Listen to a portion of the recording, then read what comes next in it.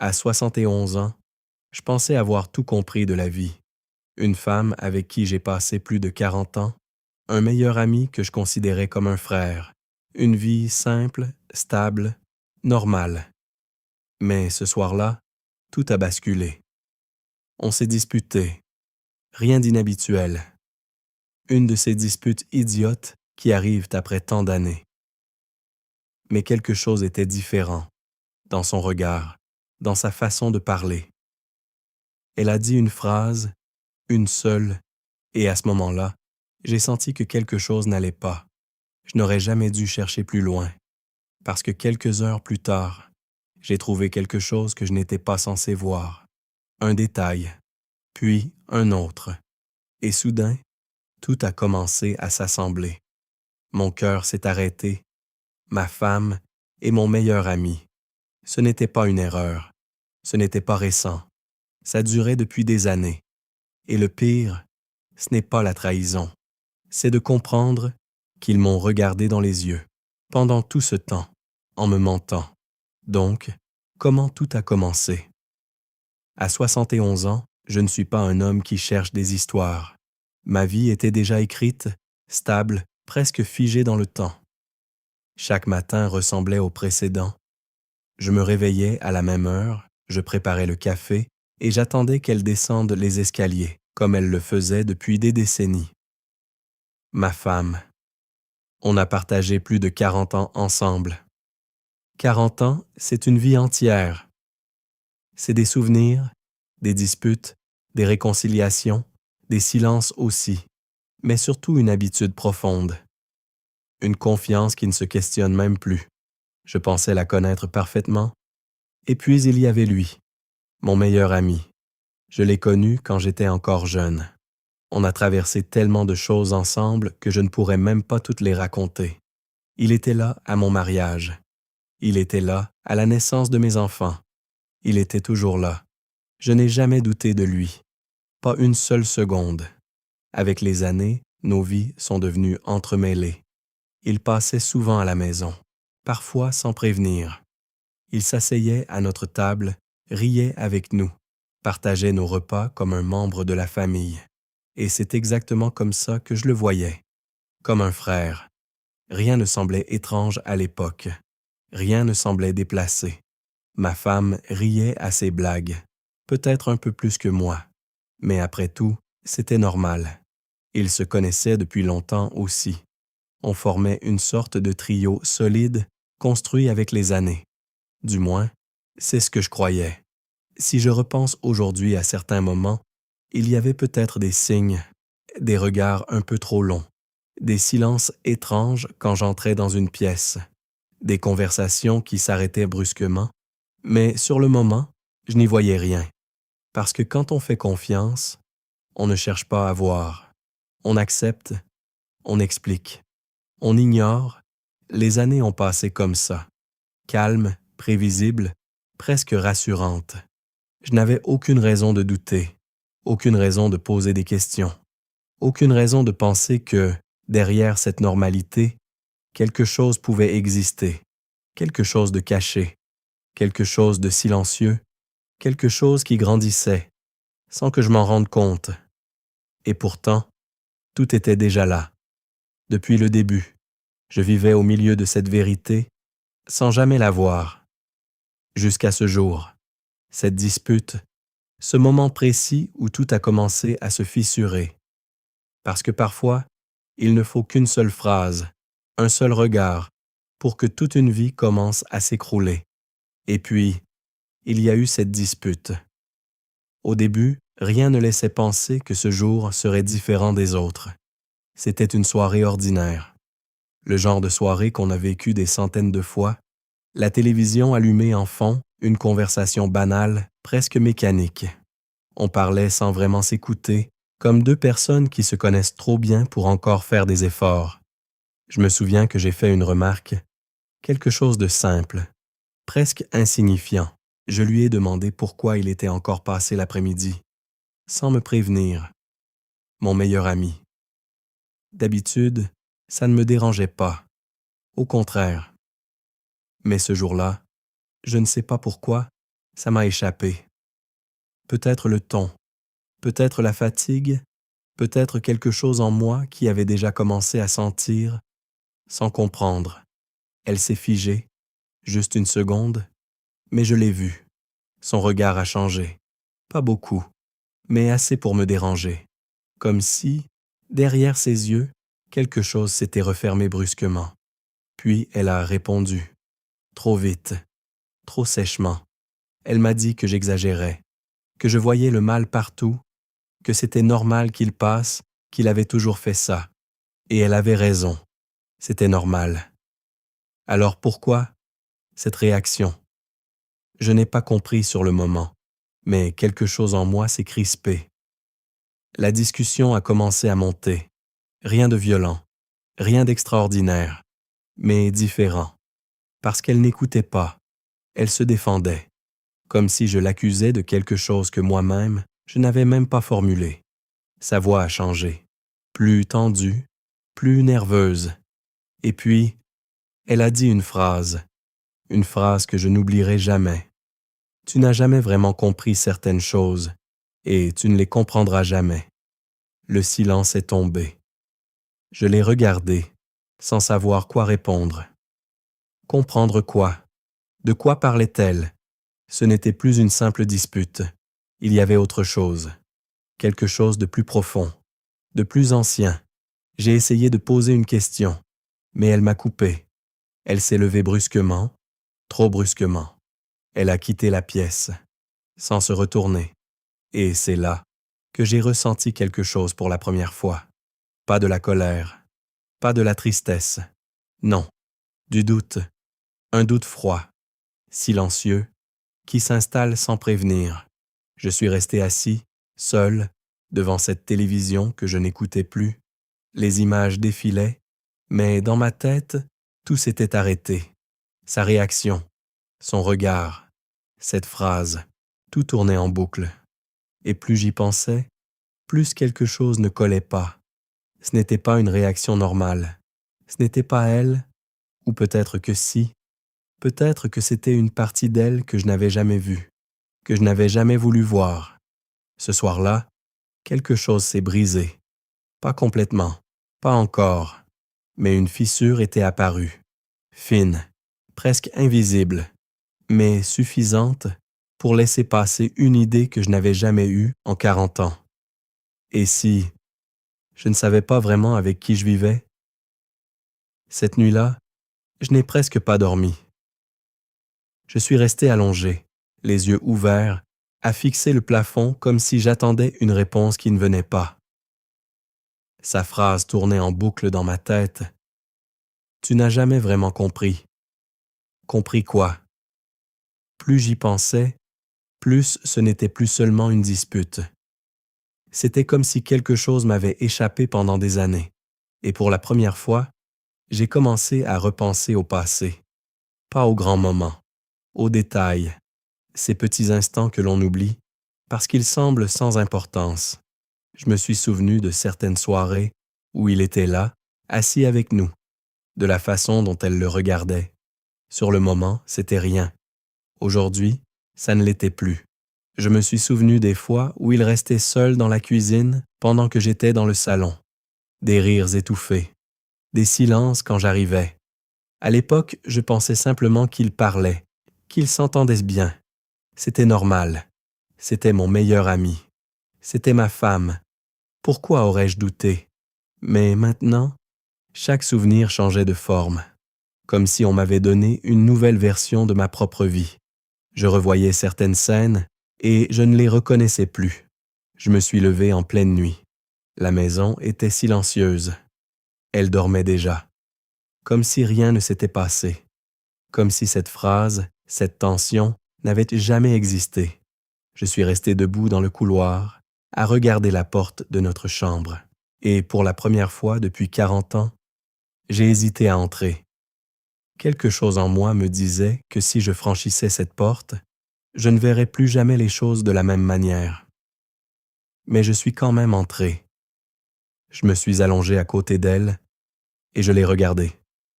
Longtemps, trop longtemps. Je cherchais quelque chose sur son visage. Un signe, une réponse. Mais il n'y avait rien. Juste une femme que je pensais connaître et qui, soudainement, me semblait étrangère. Le lendemain matin, tout était calme. Trop calme. Elle agissait normalement, comme si la dispute n'avait jamais existé. Elle m'a parlé comme d'habitude. Elle a préparé le café. Elle m'a même souri. Et c'est ça qui m'a le plus troublé. Parce que moi, je n'étais plus normal. Quelque chose avait changé. Définitivement. Je ne pouvais plus ignorer ce que je ressentais. Ce doute, cette sensation que quelque chose m'échappait depuis trop longtemps. Alors j'ai commencé à observer, discrètement, sans rien dire, ses gestes, ses réactions, ses silences. Et surtout, quand il était là, mon meilleur ami, quand il est passé quelques jours plus tard, j'ai vu quelque chose. Un regard, très bref, mais différent. Un regard qu'on ne donne pas à quelqu'un de normal. Et à ce moment précis, tout mon corps s'est figé. Ce n'était plus une impression, ce n'était plus une idée, c'était une sensation claire, froide, violente. Quelque chose existait entre eux. Je ne savais pas quoi. Je ne savais pas depuis quand, mais je savais une chose. Je n'étais plus en train d'imaginer. Et à partir de ce moment-là, je n'avais plus le choix. Je devais savoir, même si ça allait détruire tout le reste. Quelques jours ont passé, et je n'étais plus le même homme. Avant, je vivais sans me poser de questions. Maintenant, chaque détail devenait suspect. Chaque regard, chaque silence, chaque absence. Je ne disais rien. Je continuais à jouer mon rôle, à parler normalement, à sourire parfois, à faire comme si tout allait bien. Mais à l'intérieur, tout avait changé. Je ne cherchais pas une vérité. Je cherchais la vérité, celle qui explique tout, celle qui fait mal, celle qu'on redoute, mais qu'on ne peut plus éviter. Et puis, un après-midi, tout a basculé. Elle était sortie. Une course, m'a-t-elle dit. La maison était vide, silencieuse. Je suis resté seul, au milieu de cet endroit que je connaissais par cœur. Et pourtant, ce jour-là, tout me semblait différent, comme si les murs eux-mêmes cachaient quelque chose. Je ne sais pas exactement pourquoi, mais mes pas m'ont conduit dans notre chambre. Lentement, presque inconsciemment. Je me suis arrêté devant son côté du lit, puis devant la commode. Je suis resté là, quelques secondes, sans bouger, comme si une partie de moi savait déjà que je n'allais pas aimer ce que j'allais trouver. J'aurais pu partir, refermer cette parenthèse, continuer à vivre dans le doute, plutôt que dans la certitude. Mais c'était trop tard. J'ai ouvert le tiroir. Rien d'anormal au début. Des objets du quotidien, des papiers, des souvenirs sans importance. Puis, je l'ai vu. Un vieux téléphone, pas celui qu'elle utilise tous les jours. Un autre, éteint, caché, mais pas assez. Mon cœur s'est mis à battre plus fort. Pourquoi garder ça? Pourquoi le cacher? Je l'ai pris dans ma main, mes doigts tremblaient légèrement, comme si mon corps essayait de me prévenir, de m'arrêter, mais je n'ai pas arrêté. Je l'ai allumé. L'écran s'est éclairé lentement. Code. Bien sûr, j'ai hésité. Une dernière fois, parce qu'à cet instant précis, tout pouvait encore rester intact. Il me suffisait de reposer ce téléphone, d'oublier, de continuer. Mais au lieu de ça, j'ai essayé. Un code simple, puis un autre. Rien. Et puis, presque instinctivement, j'ai entré une date que je connaissais par cœur. L'écran s'est déverrouillé. Mon souffle s'est coupé. Je suis resté figé quelques secondes, incapable de bouger, comme si mon corps refusait d'aller plus loin. Mais mes yeux, eux, ont continué. Messages, photos, appels, tout était là, organisé, caché, protégé, et en quelques secondes, ma vie entière a commencé à s'effondrer. Des messages, des centaines, des années, Pas récent, pas occasionnel, régulier, intime, trop intime. Je reconnaissais le numéro. Je n'avais même pas besoin de lire le nom. Je savais. C'était lui, mon meilleur ami. Mes mains se sont mises à trembler. J'ai ouvert une conversation, puis une autre. Chaque ligne était un coup, chaque mot, une preuve. Il parlait de moi, de notre vie, de moments que j'avais vécus sans jamais comprendre. Et puis, une phrase, une seule, qui a tout détruit. Ça fait des années, et il ne s'est jamais douté de rien. Le téléphone a failli tomber de mes mains. Je ne respirais plus. Je ne pensais plus. Tout ce que je croyais réel venait de disparaître. Pas lentement, pas progressivement. D'un seul coup, brutalement. Il ne m'avait pas trahi une fois. Il ne m'avait pas menti récemment. Non, il m'avait menti pendant des années. Dans ma propre maison, dans ma propre vie. Et le pire, c'est que j'avais tout accepté, sans jamais voir, sans jamais comprendre. Je suis resté là, debout, au milieu de la chambre, avec ce téléphone dans la main, et pour la première fois, je ne savais plus qui j'étais, ni avec qui j'avais vécu pendant tout ce temps. Je suis resté immobile, longtemps, dans cette chambre qui, quelques minutes plus tôt, me semblait normale. Tout avait changé. Le téléphone était toujours dans mes mains, mais j'avais l'impression qu'il appartenait à quelqu'un d'autre. Ou peut-être que moi-même, je n'étais plus vraiment la même personne. Je ne sais pas combien de temps je suis resté comme ça, debout, silencieux, à fixer cet écran qui venait de détruire 40 années de vie. Les messages ne s'arrêtaient pas dans ma tête. Ils revenaient encore et encore. Chaque phrase était une preuve, chaque mot, une confirmation.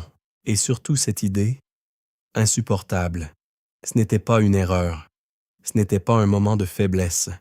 Ce n'était pas une seule fois. C'était une vie parallèle, construite à côté de la mienne, sans que je m'en rende compte. Je me suis assis sur le bord du lit. Mes jambes ne tenaient plus. Mon esprit essayait encore de refuser, de dire que ce n'était pas possible, que je m'étais trompé, que j'avais mal compris. Mais les preuves étaient là, claires, froides, implacables. Je suis revenu en arrière dans les messages. Encore, plus loin, toujours plus loin. Et plus je lisais, plus quelque chose en moi se brisait. Il parlait de moments que je pensais être des souvenirs heureux, des vacances, des soirées, des absences où je croyais qu'elle était fatiguée, malade, occupée. Tout avait un autre sens maintenant, un sens que je n'étais pas prêt à accepter. Et puis, j'ai vu des photos, certaines prises chez moi, dans cette maison, dans ce salon où j'étais assis chaque soir, sur ce canapé où je pensais être en sécurité. Ils étaient là, tous les deux, souriants, naturels, comme si c'était normal, comme si je n'existais pas. Mon cœur battait trop fort, ou peut-être, plus du tout, je ne sais pas. Le temps n'avait plus la même forme.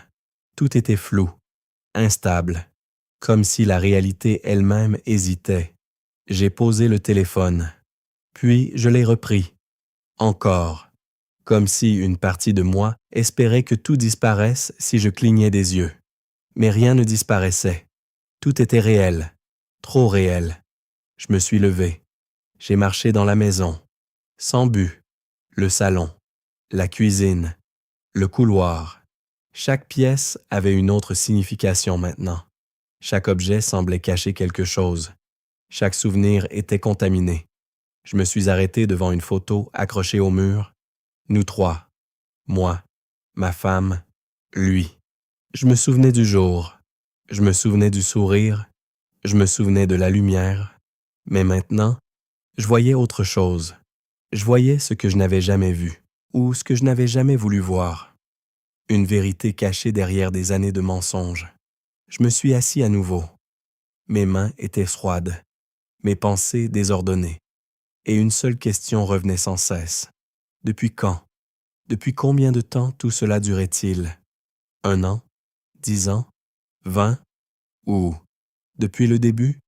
Et la réponse la plus terrifiante, c'était que je ne le saurais peut-être jamais complètement, parce qu'ils avaient été prudents, parce qu'ils avaient construit ça lentement, silencieusement, comme quelque chose qui pousse sans bruit, jusqu'à devenir impossible à arracher.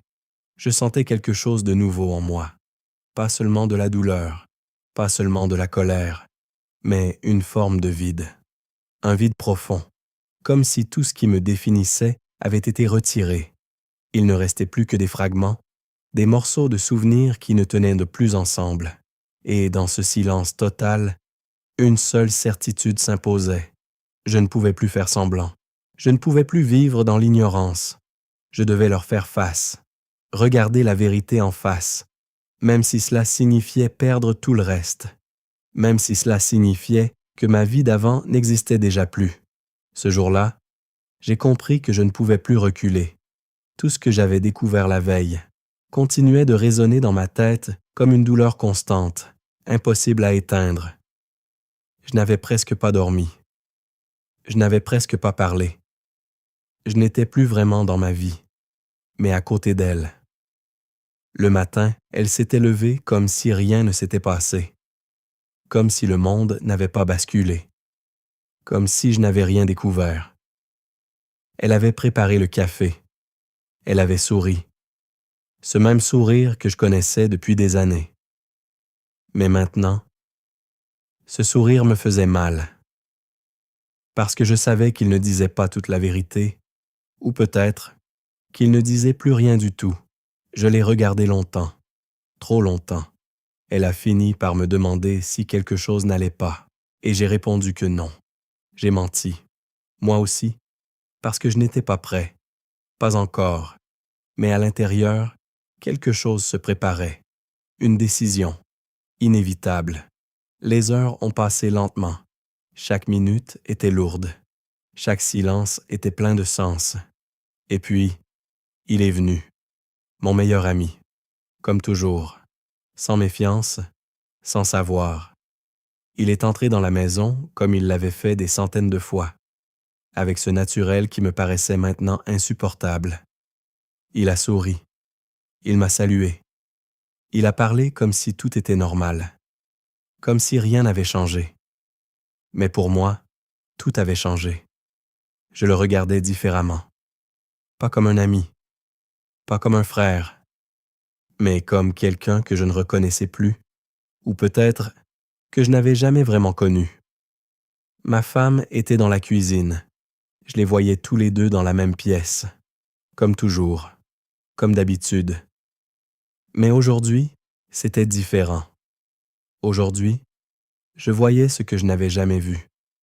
Leurs gestes, leurs regards, leur silence, tout prenait un autre sens, et plus je regardais, plus la colère montait.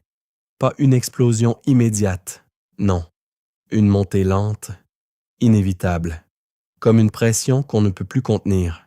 Je me suis levé. Ils ont continué à parler, à rire légèrement, et puis, j'ai parlé. Ma voix était plus calme que je ne l'aurais cru, trop calme. Je sais, 2 mots, seulement 2. Mais la pièce entière s'est figée. Le silence est tombé immédiatement. Le genre de silence qui n'est pas vide, mais lourd, très lourd. Mon ami m'a regardé, ma femme aussi, et pendant quelques secondes, personne n'a compris. Ou plutôt, personne ne voulait comprendre. Il a essayé de sourire. Un sourire forcé, comme si c'était une blague, comme si j'exagérais encore. Mais j'ai sorti le téléphone.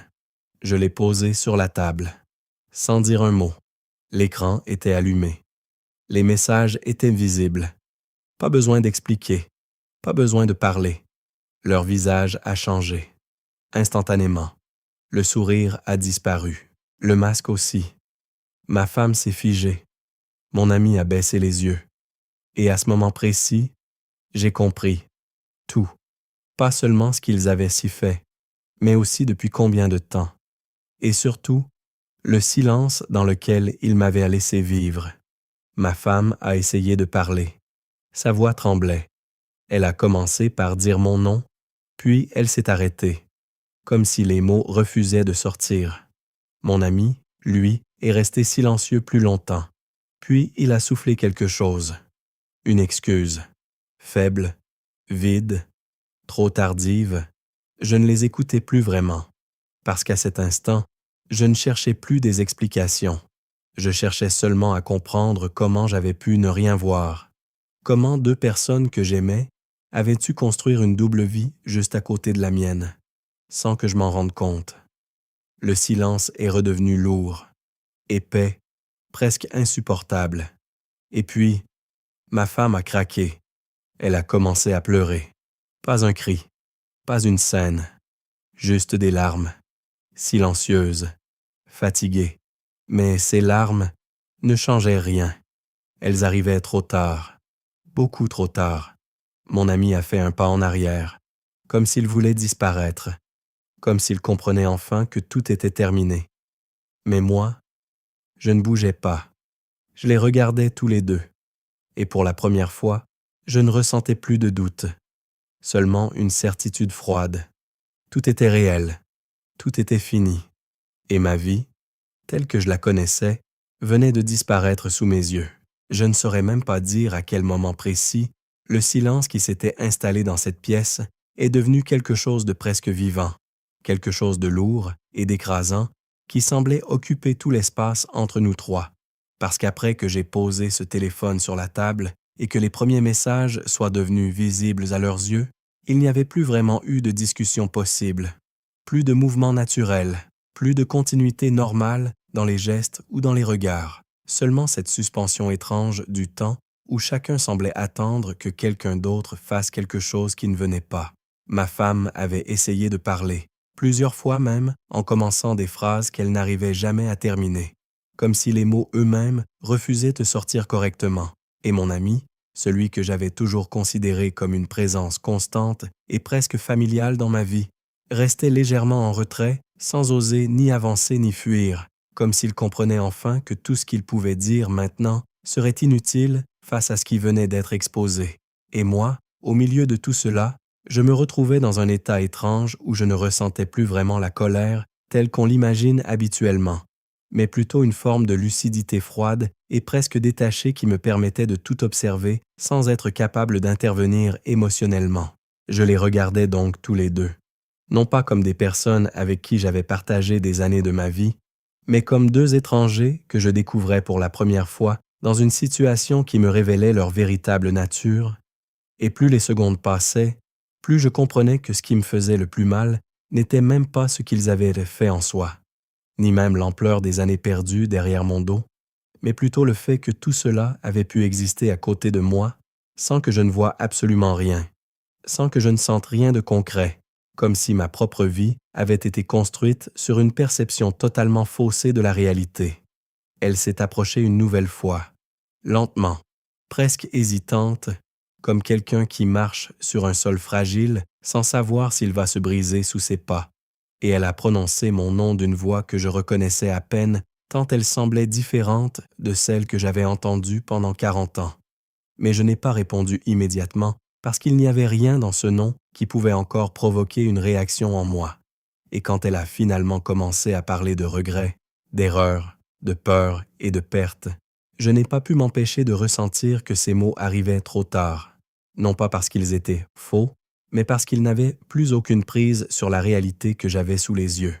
Mon ami, de son côté, avait tenté une explication maladroite, quelque chose qui ressemblait à un mélange de justification et de culpabilité, mais chaque phrase qu'il prononçait semblait se dissoudre avant même d'atteindre un sens réel, comme si tout ce qu'il disait appartenait déjà à un autre monde qui n'existait plus. Et c'est précisément à ce moment-là que j'ai compris que la rupture n'était pas seulement entre eux et moi, mais aussi entre moi et la version de moi-même qui avait cru pendant des années que tout cela était impossible. Je me suis alors levé sans précipitation, avec une lenteur presque mécanique, comme si chaque mouvement devait être décidé consciemment, et pendant que la chaise grinçait légèrement sur le sol, j'ai senti que quelque chose se terminait définitivement à cet instant précis. Non pas une discussion ou une confrontation, mais une structure entière de ma vie qui venait de s'effondrer sans bruit spectaculaire, simplement par la révélation de ce qui avait été caché. Je leur ai parlé, mais ma voix ne ressemblait plus vraiment à la mienne. Elle était calme, d'une manière presque inquiétante, comme si les émotions avaient été mises à distance pour laisser place à une forme de clarté brutale. Et je leur ai expliqué que je n'avais plus besoin de réponses supplémentaires parce que toutes les réponses étaient déjà là, visibles, irréversibles, et qu'il n'y avait plus rien à négocier ou à reconstruire dans une histoire qui s'était écrite sans moi pendant si longtemps. Puis je suis sorti de la pièce, sans geste dramatique, sans cri, sans tentative de retour en arrière, et en traversant le couloir de cette maison que j'avais habitée pendant des décennies, j'ai eu cette sensation étrange que tout était encore parfaitement normal dans l'apparence des choses. Les murs, la lumière, les objets, les sons lointains de la vie quotidienne, mais que moi, à l'intérieur de cet espace familier, je n'avais plus aucun point d'ancrage, comme si j'avais été retiré silencieusement de mon propre environnement sans que personne ne s'en aperçoive immédiatement. Et lorsque je suis enfin sorti à l'extérieur, en sentant l'air froid toucher mon visage, je suis resté immobile pendant quelques secondes, sans savoir où aller ni quoi faire de cette nouvelle réalité dans laquelle je n'étais plus défini par les rôles que j'avais toujours connus, parce qu'au fond de moi, je comprenais désormais que ce que je venais de perdre n'était pas seulement une relation ou une confiance, mais une version entière de ma vie qui n'avait peut-être jamais été aussi réelle que je le croyais.